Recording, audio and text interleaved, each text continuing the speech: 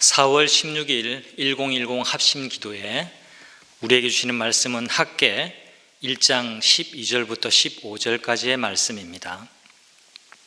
스알디엘의 아들 스룹바벨과 여호사닥의 아들 여호수아 대제사장과 함께 남아있는 모든 백성이 주 그들의 하나님이 하신 말씀과 주 하나님이 보내신 학개 예언자가 한 말을 따랐다. 백성은 주님을 두려워하였다. 주님의 특사 학개는 주님께서 하신 말씀을 백성에게 전하였다. 내가 너희와 함께 있겠다. 나 주의 말이다. 주님께서 스알디엘의 아들 스룹바벨 유다 총독의 마음과 여호사닥의 아들 여호수아 대제사장의 마음과 남아있는 모든 백성의 마음을 감동시키셨다. 그래서 백성이 와서 그들의 하나님 만군의 주님의 성전을 짓는 일을 하였다. 때는 다리우스 왕 2년 6째 달, 그 달 24일이다. 아멘. 여러분, 건축을 하다가 중단된 채로 오랜 기간 동안 방치된 건물을 보신 적이 있으실 겁니다. 그런 건물은 말 그대로 흉물스럽기가 짝이 없습니다. 얼마 전까지만 해도 동백 지역에 그런 예가 있었습니다.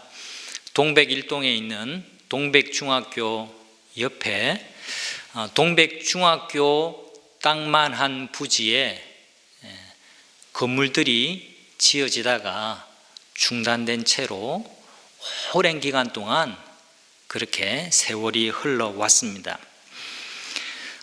일이 있어서 그곳을 지날 때마다 참 보기가 좋지 않았습니다. 시커멓게 변색된 시멘트 골조만 세워진 채로 방치된 건물들이었기 때문에 그렇습니다. 보기만 좋지 않은 것뿐만 아니라 위험해 보이기도 했습니다. 왜냐하면 바로 학교 옆에 있는 폐 건물이었기 때문에 그렇습니다. 그런데 어쩌다가 제가 2년 전에 그 인근 아파트로 이사를 하게 되었습니다. 그런데 이사를 하고 보니까 그 흉물스러웠던 지역, 그 건물들이 말끔하게 정리가 되어 있더라고요. 짓다가 만 폐 건물들을 다 밀어버리고는 새로운 단독 주택들이 그곳에 조성이 되어져서 지금은 굉장히 말끔하게 정리가 되어져서 동네가 아주 쾌적해졌습니다. 분위기가 완전히 바뀌어졌습니다. 당연히 학교의 미관도 좋아졌고 밝아졌습니다. 우리가 읽기 시작한 성경 학개에서는요, 건축을 하다가 오랫동안 방치되었던 예루살렘 성전을 다시 재건하는 이야기입니다. 주전 586년에 바벨론은 유다 나라를 침략해서 유다 나라를 완전히 무너뜨리고 맙니다. 그리고 예루살렘을 정복하고 성전을 파괴하고 말죠. 그리고는 많은 사람들을 바벨론 땅으로 포로로 잡아갔습니다. 세월이 흐르고 흘러서 페르시아라는 나라가 바벨론을 무너뜨리게 되는데, 페르시아의 왕 고레스는 유대인들에게 고향으로 돌아가도 좋다, 또 고향으로 돌아가서 하나님의 성전을 지어라 라고 명령을 하게 됩니다. 고레스 왕은 유다 백성을 이스라엘 땅으로 돌려보내면서 새로운 지도자를 세우는데요, 그 새로운 지도자가 다름 아닌 총독 스룹바벨입니다. 스룹바벨과 1차 포로 귀환으로 돌아온 이스라엘 백성들은 제일 먼저 무너졌던, 완전히 파괴되어졌던 성전을 다시 건축하기 시작했습니다. 그런데 안타깝게도 그 일은 순조롭게 진행되지 못했습니다. 왜냐하니까 사마리아 사람들이 끊임없이 방해를 했기 때문에 그렇습니다. 온갖 모략과 중상으로 성전 건축을 방해했습니다.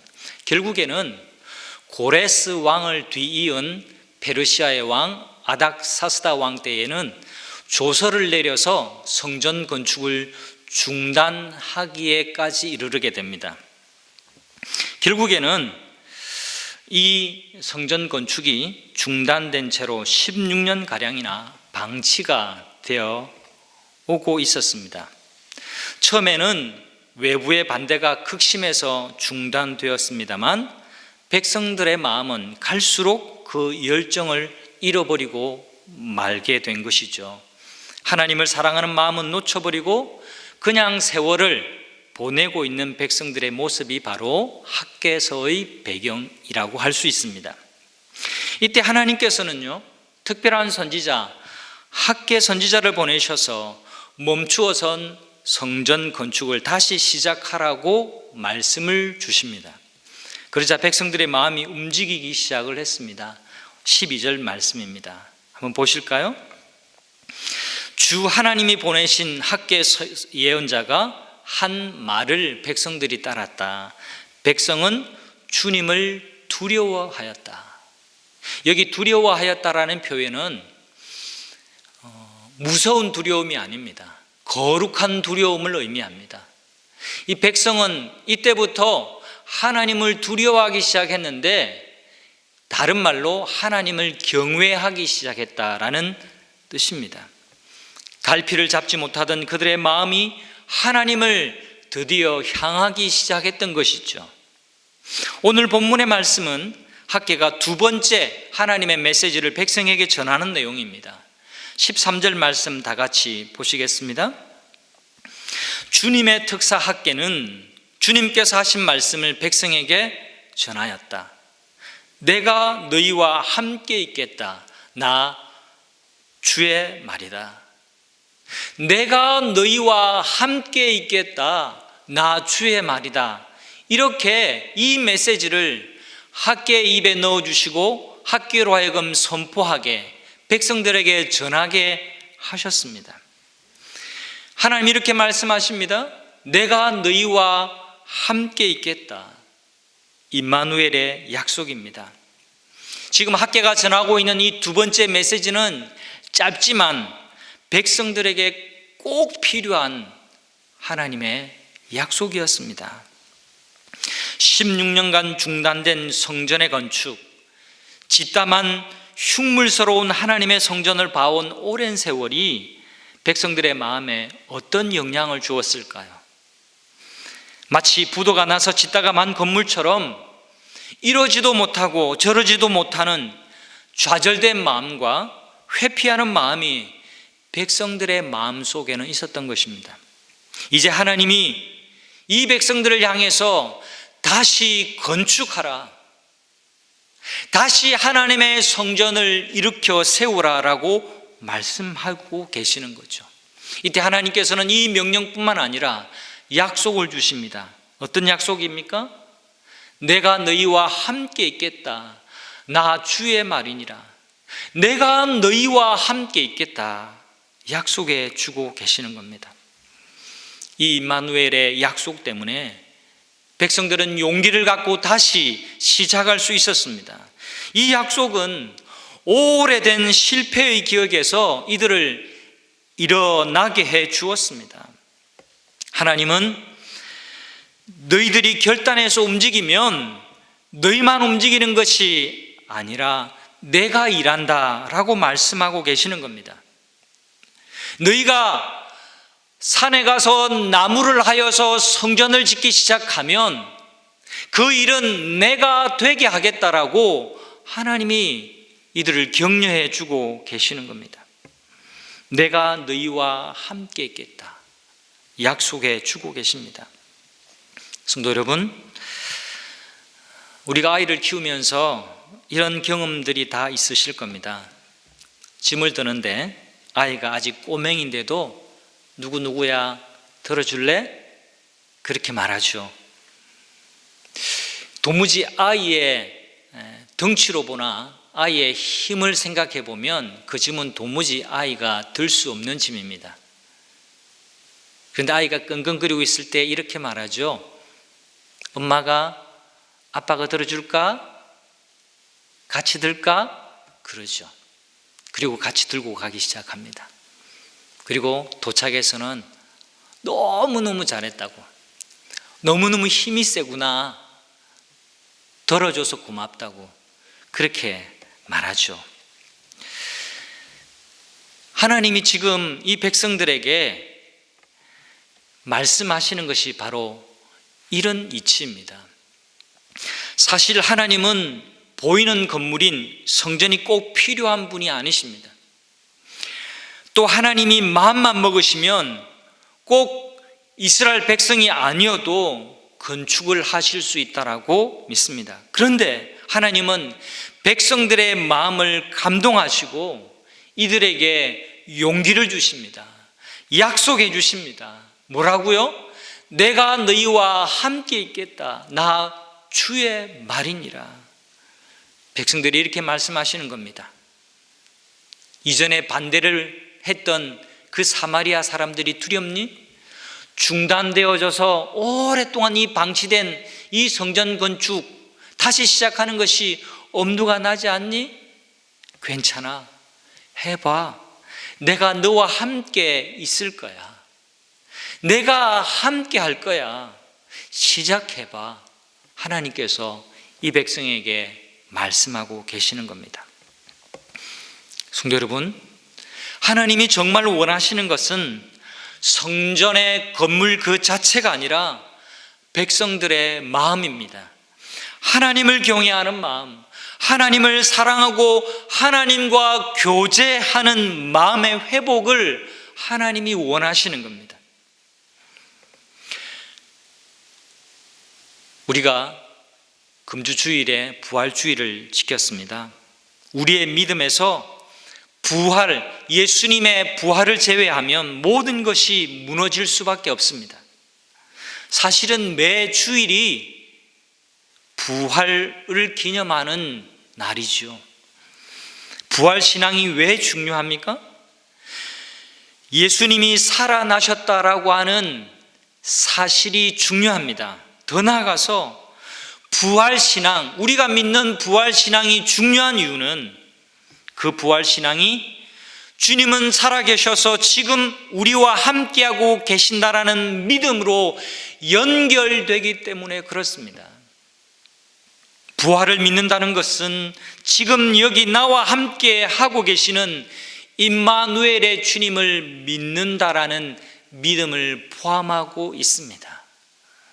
성도 여러분, 코로나 때문에 많이 힘드신 성도님들이 계신 줄 압니다. 체감이 다르겠지만 정말 힘이 드신 분도 계십니다. 코로나가 사실 우리에게 여러 면에서 위협이 됩니다. 하지만 하나님이 이 상황에서도 우리에게 용기를 주고 계시는 분이라는 사실을 잊지 않으셨으면 좋겠습니다. 이 상황 속에서도 하나님이 우리에게 약속을 하고 계시는 분이라는 사실을 오늘 본문 말씀을 통해서 나의 말씀으로 받아들이실 수 있기를 간절히 바랍니다. 내가 너희와 함께 있겠다. 나 주의 말이니라. 이것은 보로 귀환한 이스라엘 백성들에게만 주신 말씀이 아니라 바로 오늘을 살아가고 있는 우리 모두에게 주시는 살아계신 하나님의 약속의 말씀인 줄 믿습니다. 하나님이 이 상황에서도 우리에게 용기를 주시는 분이심을 잊지 말기를 바랍니다. 부활하셔서 가만히 계신 분이 아니라 부활하셔서 나와 함께, 우리와 함께 하시는 임마누엘의 주님이 우리와 함께하고 계시다라는 사실을 믿으시기를 간절히 바랍니다. 주님 우리에게 용기를 주십니다. 주님은 우리에게 감당할 수 있는 마음의 힘을 주십니다. 주님은 우리에게 오늘도 변함없이 도움의 손길을 펼쳐 주시는 분이심을 믿으시기를 바랍니다. 성도 여러분, 13절의 말씀을 다시 한번 읽어보실까요? 주님의 특사 학계는 주님께서 하신 말씀을 백성에게 전하였다. 내가 너희와 함께 있겠다. 나 주의 말이니라. 내가 너희와 함께 있겠다. 나 주의 말이니라. 아멘. 오늘도 이 임마누엘의 주님과 동행하시는 하루를 살아가는 모든 성도님이 되시기를 주님의 이름으로 축복합니다. 아멘. 함께 기도하겠습니다. 오늘 우리가 함께 기도할 것 있습니다. 오늘 주신 말씀처럼 이 하루를 시작하면서 어디에 있든지 무엇을 하든지 내가 너희와 함께 있겠다, 나 주의 말이니라, 이 말씀을 마음에 새기고 나와 동행하여 주시고 내 손잡아 주시며 내 삶의 현장에서 나와 함께 하시는 주님을 의식하고 깨닫고 인정하고 동행하는 하루가 되게 해 주십시오. 이렇게 기도했으면 좋겠습니다. 또 한 가지 더 기도할 것은 이어지는 코로나19 상황 때문에 경제적으로 매우 힘들어하시는 우리 성도님들의 가정이 있습니다. 하나님께서 우리 성도님들의 가정을 붙들어 주시고 다시금 일어나게 하시고 또 용기를 주셔서 이 또한 지나가고 또 하나님께서 회복시켜 주실 그날을 소망하면서 믿음으로 굳건히 이 때를 견뎌 승리해 나갈 수 있도록 하나님께서 은혜를 더하여 달라고 그렇게 기도하시면 좋겠습니다. 기도하겠습니다. 하나님 아버지, 감사합니다. 오래전에 학개와 그 백성들에게 주신 하나님의 약속의 말씀이 오늘을 살아가고 있는 우리를 향한 살아계신 주님의 약속이 됨을 믿고 감사를 드립니다. 내가 너희와 함께 있겠다, 나 주의 말이니라, 이 말씀이 주님께서 나에게 또한 우리 가정에 또 우리 공동체에게 주시는 하나님의 약속의 말씀인 줄 믿습니다. 오늘도 무엇을 하든지 어딜 가든지 이 약속의 말씀을 굳게 붙잡고 믿음으로 승리하는 저희들 모두가 되게 하여 주옵소서. 감사드리며 예수님의 이름으로 기도드리옵나이다. 아멘.